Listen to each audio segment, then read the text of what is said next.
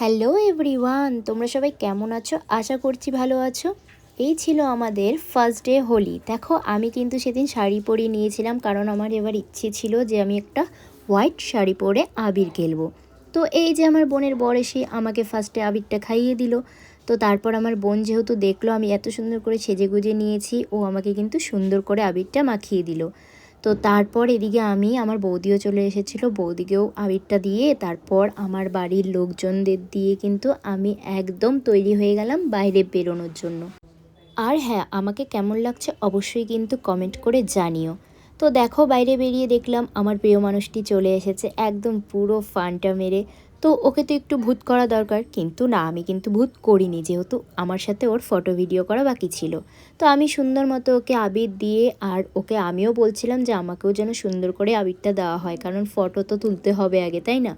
তো ও আমার কথাটা রেখে আমাকে সুন্দর করে আবির দিয়ে দিল।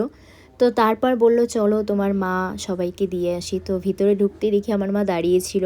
তো ও আমার বাড়ির লোকের সবার সাথে হোলিটা খেললো আনন্দ করে, এদিকে আমার বোনরাও সবার সাথেই হোলি খেলছিল। তো যাই হোক, ওখান থেকে আমরা সবাই ফ্যামিলির সাথে একটু হোলি ঠলি খেলে আমরা কিন্তু বেরিয়ে পড়েছিলাম ভিডিও করার উদ্দেশ্যে। আমাদের এখানে সামনেই ফরেস্ট আছে, তো আমরা সেখানেই একটা প্লেসে গিয়ে ফটো ভিডিও করি। তো গিয়েই তো আমরা স্টার্ট করে দিয়েছিলাম ভিডিও করা। তো এই ভিডিও ক্লিপগুলো হয়তো আমার রিলসে তোমরা দেখতেই পেয়েছো। আর এদিকে আমার বোনও কিন্তু রিলসের জন্য নাচ প্র্যাকটিস করছিল। তো তারপর দেখো এদিকে আমি একটু রেগে গিয়েছিলাম, রীতিমতো আমি কান্নাকাটি পর্যন্ত শুরু করে দিয়েছিলাম, কারণ আমার সাথে ভিডিও করার সময় ও বলছিল নাকি করবে না। এই কারণেই আমি একটু রেগে গিয়েছিলাম। আর এদিকে আমার বোন আমাকে মানিয়ে ঝানিয়ে বলছিল কর কর ভিডিও। তো তারপর দেখো আমি মানিয়ে ঝানিয়ে ভিডিওটা করলাম। করার পর এই যে এখন ঠান্ডা নিয়ে আসছে এরা গিয়ে, এখন ওরা খিল্লি করে ঠান্ডা খাচ্ছে। যাই হোক, ওরা গিয়ে কিন্তু পরে আমার জন্য ঠান্ডা চিপস এগুলো নিয়ে এসেছিল।